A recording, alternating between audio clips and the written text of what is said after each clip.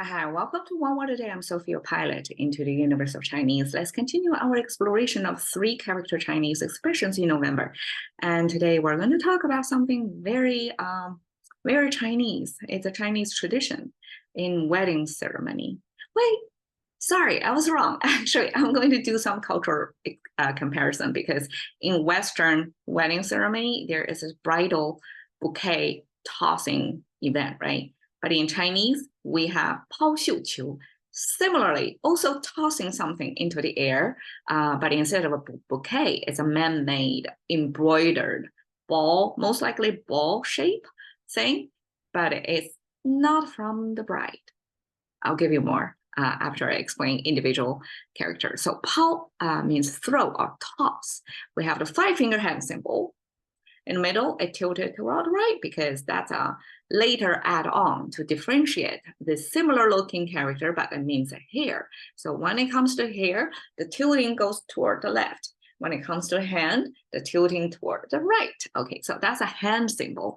The right side, this is kind of a raking sign. So as an agrarian society, Chinese have many symbols that's related to plant or to farming. It's very organic back then.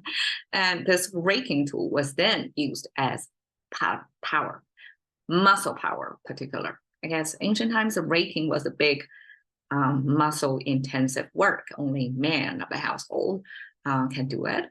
So that tool eventually means the power that powers the tool. So that's the muscle power. And then the middle part of it, so this trident looking thing, it looks like the hand, right? But because it has some this twisted thing connect to it, so it's not exactly the hand. It means this trident looking thing, it means something is growing. So it's still a plant symbol, but it's kind of tilted. And then with this curve thing, go under it. So the story goes, for a regular, you see, this is the regular hand symbol, 3-finger hand symbol with the wrist kind of straight. But here it's not exactly straight and it's connected to this shape. So that, according to some scholars, I have to rely on that because I cannot come up with my own theory. That means this plant thing, because it looks like a 3-finger, but when it tilted, it can also means plant, but right now it's sideways growing plant. That means this part is considered as the root of the plant. So it's not straight down going, it's kind of twist and turning. So Chinese use that twist and turning, even the above ground plant is kind of twisted and the root is kind of twisted. That means this plant really growing from some hard terrain that the root have to twist and turn underground to seek its positioning. So imagine, actually, Chinese value this type of plant a lot, just like a Japanese value bonsai. So there's a whole aesthetics in an Eastern culture, Eastern Asian culture, okay, that's more accurate, of appreciation of such twist and turn, but still alive. So it's kind of like a thrive in adversity type of concept, that like a bonsai, like even if it looks like almost imbalanced, almost like toppling over, but somehow that plant survive this and thrive and give you its greenery still in this twist and turn shape. So this sort of depicts that almost like a bonsai looking plant of it's growing sideways, it's rooted sideways, twist and turn, but it's still hanging there, living. So that's Chinese denotation of something extraordinary, outstanding, something or someone who overcome the environment and still hanging on to life like that. Quite touching, right? Okay. So in this 3 symbol assembly here, we have the hand, we have the muscle power, we have something non-linear, growing, outstanding thing. Together, it means toss. So I would imagine this tossing is acted by the hand with power, right? And then something tossing through the air, that is, it's not going linear. It's not a straight line. It's going to twist and turn through the air. It's like when tossing, just like a basketball shooting, right? You cannot guarantee every time you shoot into the basket. It comes with a lot of practice. So anything getting off your hand, going through gravity, through a trajectory through the air, like it's hard to predict where it's going to land, right? So that's the combination of the three. So there is this long non-linearity or hard to predict. Once it's off your hand, it's off your hand. The weather condition, the wind, all that matters. So this off your hand, but it initiate from your hand with muscle power, and then going through the air, out of control, kind of twist and turn through the air. That's the definition of throw. Okay. Xiu, we have the thread symbol on the left. So this downward pointing drapey thing is the final product of like a drapey fabric. And then the two spools of thread connected. So together, everything connected on this string means textile or thread, something related to fabric. Okay, the right side, we have 3-finger hand symbol, kind of going horizontally like that. And then holding a pen. So this is a pen holding, well, I cannot reach my pen right now. So this pen holding by the hand. And then there is this arch thing. I guess that arch thing symbolized the pen. On the structure of the pen, ancient times, it's most likely the brush. So the tip of the brush, it has to be some hard, stable structure that hold the hairs, mostly fox hair or type of animal hair, that bundle together to form the brush. So the hair part was omitted, but the structure of the hair holding structure, horizontal line, that was captured in here. So this is a hand holding a pen through this shape. So that's the mystery part. I don't know.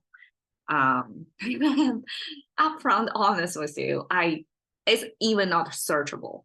In Chinese, this is a bygone character. So this exists only because I'm doing, one word a day that I check the original form of that. But in contemporary Chinese, this whatever that is thing no longer exists. So we don't even have a character that's computerized for me to enter to search what that is. So it only came captured in this visual form that looks sort of like a container thing, and then with a pen dipping into it. But the whole thing together, it means solemn, means obey, means order. So in my understanding, ancient practice, only people who are well trained in ancient Chinese classical literature and Confucius teaching, blah, blah, blah, all that, sort of brainwashing process, that you can be then eligible, national test, to be eligible to be someone holding the pen. The pen means power. The pen means communication. The pen means you are passing the order. You probably have to localize whatever the emperor or the one ultimate ruler of the whole land is telling you about. So we have to localize it, pass the message through your pen. So that definitely symbolizes somebody who has the power to tell the local people what to do, what's the new law, what's the new rule, what you have to obey, right? So that comes with power. And then the bottom structure of this part, that's the mystery. I would imagine that's kind of a container or some sort of space. I don't know. That symbolizes power altogether. So, okay, fabric with this pen together means embroidered, because there was this fabric embellishment process that's called embroidery. And in Chinese, it's multiple color to kind of paint a picture with a thread, so to speak. So it's fabric related. And then this pen holding is almost like a visually depicting something. So instead of a pen holding to write characters and words, here in this context is almost like drawing a picture on the fabric surface by this embroidery process. Make it colorful, make it into a shape that's visually identifiable and pleasing to be a decorative part. Okay, that's embroidered. And qiu, three-finger hand symbol. Horizontal lines means here on the wrist. And then the left side means is a Chinese symbol for jade. So ancient times of China, even today, still value jade as a semi-precious stone. So jade was only can be only mined. I'm not sure if that's called mining, but it can only be found at a certain part of China or imported into China. And in ancient times, jade was used as probably a treasure or something that hold, kind of like gold, right? Today, gold used as the gold standard or the gold as the wealth accumulation form. So ancient Chinese used jade because it was widely appreciated and it's relatively rare and it's relatively physical, stable, unbreakable, still passed down generational. So jade stringed together is a form of wealth storage. And here simply just means jade because that's probably the most commonly stored shape of the jade, made into a disc form and then string together. And the right side means the hand with the hair. So together it means ball.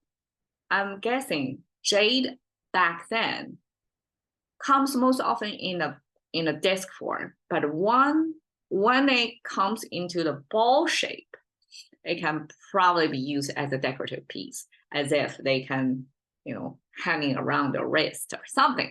That's my guess. But in any case, the whole thing means jade ball. And eventually the jade recede. We only are left with this shape. That means ball. Okay, throw embroidered ball is a Chinese practice. Actually, it's a Chinese mating practice. Can you imagine that? So the story goes, so the embroidered 绣球, embroidered ball looks like this. So with different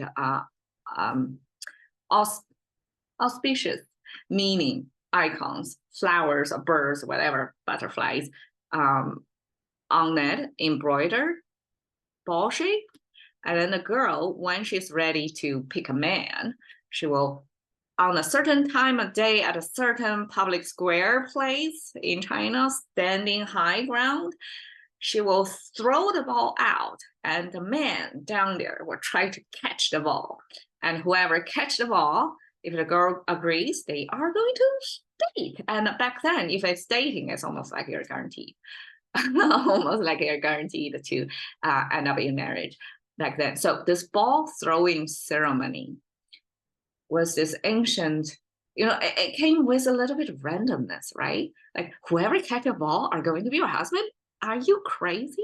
But that was the ancient practice. I guess there are certain nullification process. Like if the girl doesn't agree, whoever catch a ball, I'm going to throw it again. I'm not sure if that's a public shaming to the guy who is, lucky enough to catch a ball, but then refused. I don't know the exact practice, but you see these guys are trying to catch the ball. That's equivalent or compared to the Western, not equivalent, it's a total different. It's opposite gender, right? So this is dating or, kicking off a kind of relationship back then. probably back then, free dating was non-exist. So you have to kind of find a connection somehow. And this connection have this embedded randomness, like this ball throwing ceremony, and also make it fun as well. I guess the boys are so, you know, you can get a wife just by catching that ball. Imagine that. Okay. And then this Western bouquet throwing is like a passing down the luck of getting married. So both are related to marriage, both are involved in throwing, but in different. This is the beginning of the journey. This is the end of the journey, of the courtship journey. Okay, so that's it. 抛绣球 cash into the currency of thinking by one word a day with Sophie. See you another day.